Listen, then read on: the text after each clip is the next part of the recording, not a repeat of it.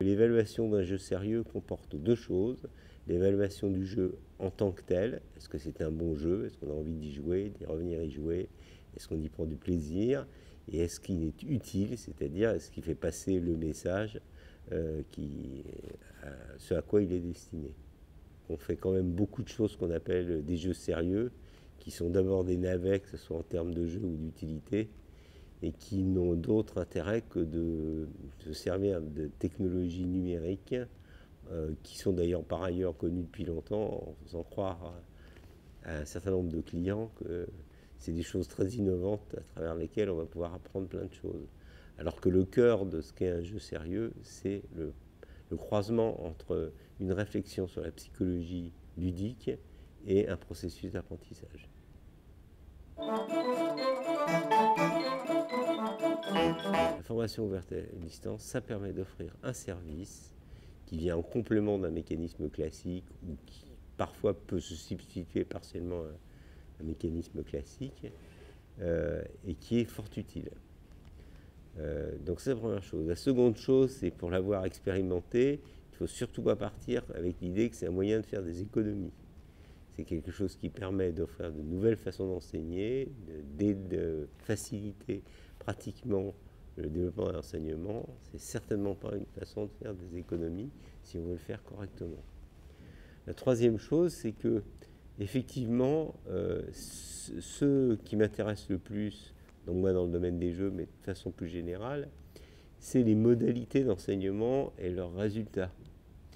C'est-à-dire qu'il est évident qu'on est parti, étant donné qu'on n'avait pas de référence de système d'interaction de ce type-là, on a commencé par essayer de copier des modes d'enseignement présentiels en leur donnant une traduction à distance. Évidemment, à la fois avec le fait que les gens sont de plus en plus habitués aux technologies numériques et que les enseignants commencent un petit peu à comprendre ce qu'on peut faire avec, il y aura une évolution. C'est-à-dire il apparaîtra de nouvelles formes d'enseignement, de nouvelles modalités qui seront adaptées à cette interaction à travers un tiers numérique, un univers numérique, une historique numérique. Et puis le troisième point, c'est celui dans lequel je suis plus compétent, c'est le fait qu'on va partir de plus en plus de théories qui relèvent de l'apprentissage. Comment est-ce qu'on apprend, comment est-ce qu'on maintient l'intérêt de l'apprenant, comment est-ce qu'on fait passer tel type de message, et des théories qui sont liées à d'autres aspects du numérique. Dans mon cas, c'est les aspects qu'est-ce que c'est qu'un jeu, comment est-ce qu'un joueur s'intéresse à un jeu, mais c'est aussi qu'est-ce que c'est qu'un système d'interaction numérique, qu'est-ce que c'est qu'un objet intelligent, quelle est l'importance du geste dans l'interaction, quelle est la réalité ou la non-réalité du jeu, etc. Et c'est bien en réfléchissant sur le croisement de deux pensées et se dire quel dispositif va me permettre d'exploiter ce croisement qu'on va trouver de nouvelles formes d'enseignement et de formation. La progression de la technologie ne suit pas la progression sociologique et l'application sociologique. Deuxièmement, la problématique, comme j'ai déjà dit, elle n'est pas d'ordre technologique. La technologie, elle est là, on a tout le matériel avec les nouveaux iPads, les tablettes numériques, on pourra faire tout un tas d'autres choses. Le problème, c'est de savoir qu'est-ce qu'on peut faire, qu'est-ce qui est utile, qu'est-ce qui va amener les gens à s'en servir. Et ça prend plus de temps. Et le deuxième frein, qui est très évident en France, c'est que pour pouvoir faire de la formation avec des nouvelles technologies, de la formation à distance, il faut que les gens qui forment soient convaincus de l'intérêt et qu'ils aient des idées, des méthodes correspondantes.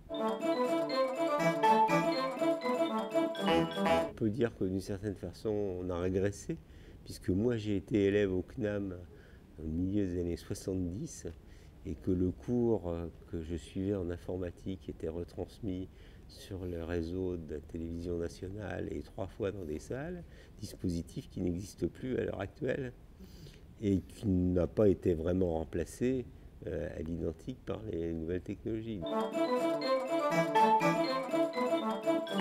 Je pense qu'il faut impliquer beaucoup plus les enseignants dans le processus de construction.